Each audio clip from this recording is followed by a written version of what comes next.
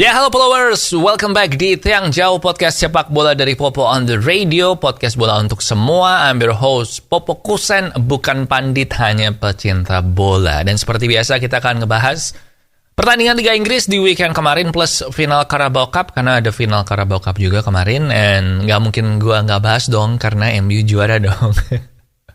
Kemudian kita juga akan memberikan prediksi tentang pertandingan Liga Inggris di weekend ini. Sebenarnya ada 2 pertandingan di midweek, tapi kayaknya udah gue bahas kemarin deh. Jadi langsung aja kita bahas yang weekend ini aja ya. Midweek ada 2 itu, Liverpool Wolves sama Everton siapa gitu. Gue lupa sih Everton lawan siapa. But anyway, kita akan bahas itu. And buat yang nonton atau yang punya Apple TV Plus, nanti 15 Maret ya, atau bulan depan, 2 minggu lagi, Season 3 dari Ted Lasso juga akan tayang. Kamu bisa lihat trailernya di YouTube. Ted Lasso buat yang belum nonton, kalau punya kesempatan nonton, gue bilang nonton aja sih. Soalnya seru men, Ted Lasso. Ya udah, gitu aja. Kita langsung mulai sekarang di Tiang Jauh review pertandingan minggu lalu.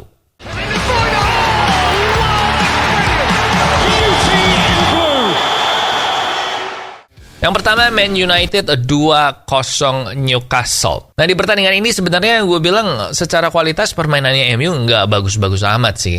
Newcastle mainnya bagus, MU nggak bagus-bagus amat. Tapi ya, whatever man, yang penting juara ya kan. Kalau udah final tuh yang penting menang, bukan mainnya bagus. Dan ngomong-ngomong soal mainnya bagus, ngomong-ngomong soal MU, Casemiro ini memang adalah seorang pemenang ya. Dia itu sebelum pindah ke Manchester ya udah menang 5 Liga Champions, 3 La Liga, 1 Copa America, dan 15 piala lain untuk klub dan negara. Nah, dia juga menang 10 dari 12 final yang dia main, dan 9 pertandingan final terakhir dia selalu menang. Apalagi kemarin tambah 1 dengan Carabao Cup ya. Nah, Casemiro gue bilang salah satu pembelian Man United terbaik di 10 tahun terakhir ini sih, yang paling penting ya. Ingat aja waktu nggak ada Casemiro, MU ini kalah di 3 pertandingan final di 5 tahun terakhir dan finish runner-up di Liga 2 kali. Nah, cocok banget makanya ketika kemarin gol pertama MU tuh dicetak sama Casemiro. Tapi menurut gue, kontribusi terbesar Casemiro di tim ini adalah gimana dia membuat pemain lain itu juga jadi lebih bagus. Contohnya Fred, yang gue bilang musim ini adalah salah satu pemain yang paling improve di Liga Inggris sih. Nah, sementara Newcastle, sekali lagi gue bilang mainnya bagus walaupun kalah. Gue bilang promising banget. Mereka pemainnya ngerti tugasnya mesti ngapain, game plan-nya juga jelas. Eddie Howe itu pelatih bagus. Jadi kalau nanti mereka beli pemainnya pinter di musim panas, maka musim depan Newcastle ini bakal lebih bagus lagi sih. Gue punya beberapa temen yang fans berat Newcastle dari dulu, jadi kayaknya sekarang mereka harusnya excited sih. Tapi kalau lu fans Chelsea, kayaknya lu nggak excited nggak sih? Chelsea lagi-lagi kalah ya, 2-0 sama Tottenham. Graham Potter di habis pertandingan minta kesabaran dan pengertian kepada fans Chelsea setelah mereka kalah.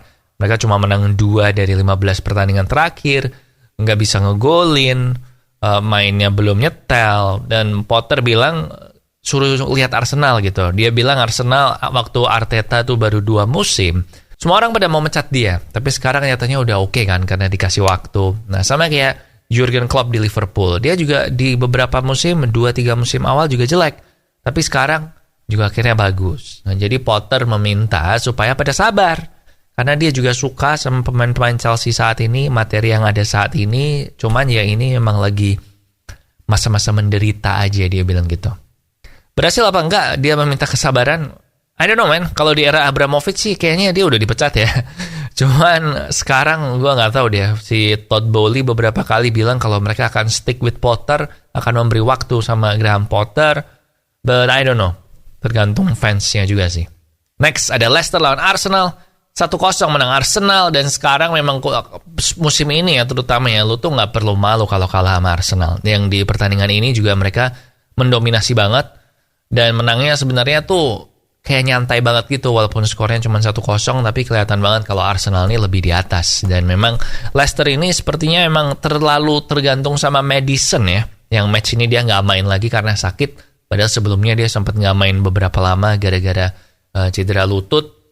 Dan dari statistik emang juga kelihatan gitu sih, karena musim ini dari 7 pertandingan yang Madison nggak main, mereka cuma dapat 3 poin dari 21 dan cuma ngegolin 4. Jadi setelah Leicester ini sempat membaik, sekarang bahaya degradasi ini mulai menghantui lagi sih. Bournemouth Man City 1-4, rutin victory, nggak perlu diomongin apa-apa.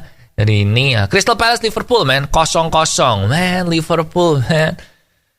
Mereka tuh sering PHP ya musim ini ya, waktu mainnya mulai membaik, kemudian di pertandingan selanjutnya tiba-tiba kalah, tiba-tiba seri sama Crystal Palace. Yang paling mengkhawatirkan dari Liverpool, gue bilang si Trent Alexander-Arnold sih. Kalau dari sisi menyerang sebenarnya Trent ini masih bagus, tapi dari sisi bertahan, untung loh kemarin Liverpool tuh nggak kebobol. Si Trent ini lumayan sering blunder, sering ngalamun, sering kayak nge-freeze gitu. Nah, untung penyerangnya Palace nggak bisa memanfaatkan itu ya. Klopp tapi bilang kalau sebenarnya Trent ini tuh bagus-bagus aja, cuma dia kecapean aja karena kebanyakan main. Makanya dia kemarin di tengah-tengah babak diganti, dikasih ekstra libur 1 hari, dan menurut Klopp abis ini dia oke lah. Dia bilang kayak gitu. Tapi gue kok nggak yakin ya. Mestinya si Trent ini dimainin jadi pemain tengah kanan sekalian nggak sih? Jadi right winger sekalian nggak sih? Daripada jadi back kanan. But Liverpool memang minim back kanan sih. Kalau nggak Trent siapa? Milner kan, cuma Milner doang yang udah tua gitu. So, I don't know man. West Ham 4-0 Nottingham Forest, David Moyes dicaci maki minggu lalu ya waktu kalah sama Tottenham tanpa ngasih perlawanan, tapi minggu ini semua berubah karena West Ham ini ganti formasi, 4 pemain diganti, dan mereka juga mainnya dari menit awal kick off itu langsung menyerang. Padahal selama ini West Ham ini cenderung mainnya bertahan semi-semi parkir bus gitu. Nah, mereka kemarin nyerang dari awal, berhasil ngegolin 4 lawan Nottingham. Apakah ini waktunya West Ham naik lagi? Nggak tahu. Kita tunggu aja ini FA Cup ya. FA Cup midweek ini ketemu MU di Old Trafford. Nanti kelihatan lah di situ mereka berani nyerang atau main parkir bus lagi. Kemudian ada Leeds Southampton 1-0, Fulham Wolves 1-1.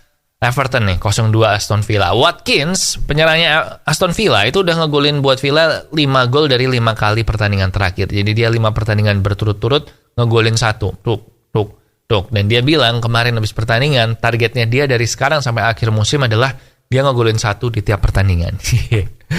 Sambil bercanda sih tapi ngomongnya. But Everton ini memang pusing, nggak ada Calvert-Lewin ya, nggak ada DCL, Dominic Calvert-Lewin yang cedera lagi, dan dengar-dengar mereka sekarang, ini gue serius nih, nggak bercanda, mereka sekarang sedang menginvestigasi jangan-jangan yang membuat DCL ini cedera mulu tuh adalah ranjangnya dia di rumah. Nah, ini lagi diselidiki tuh sekarang, ranjangnya DCL di rumah ini tuh yang bikin cedera apa enggak? Aneh-aneh aja. Anyway, itu tadi sih review pertandingannya secara singkat. And now kita ada prediksi untuk weekend ini. Seru-seru. Ada Man City lawan Newcastle. Lalu bisa lihat prediksinya di layar ya. Ada Man City lawan Newcastle. Terus ada Liverpool sama MU tentu aja. Terus ada Brighton West Ham. Lumayan seru kayaknya. Kalau West Ham-nya berani main nyerang. Arsenal Bournemouth kayaknya gampang lah itu Arsenal menang. But kalau gue suruh milih satu nonton yang mana, ya jelas. Well, gue milih 2 sih. Antara Man City Newcastle sama Liverpool Man United. Karena ada ungkapan kan, kalau lu lagi pertandingan derby, maka form lu itu nggak dihitung. Jadi ini Liverpool lagi jelek nih, tapi ada derby lawan Man United. Nah, formnya nggak dihitung. Bisa aja tiba-tiba Liverpool mainnya bagus banget gitu. Walaupun gue bilang di atas kertas ya, MU sedikit lebih diunggulkan sih. Mainnya lebih bagus, belakangnya lebih rapi. But I don't know. Di Anfield, anything can happen. Prediksi gue sih 2-1 menang MU ya, karena juara Carabao. Nggak nyambung. And ya udah, kita tunggu aja nanti weekend ini ya. Kita ketemu lagi di Tiang Jauh minggu depan. Jangan lupa subscribe YouTube Popo on the Radio biar nggak ketinggalan episode yang baru, baik itu Off the Record maupun Tiang Jauh maupun Popo on the Radio. Di sini Popo Kusen. Thank you for watching. Jangan lupa minum air yang banyak, jaga kesehatan. And I'll see you when I see ya.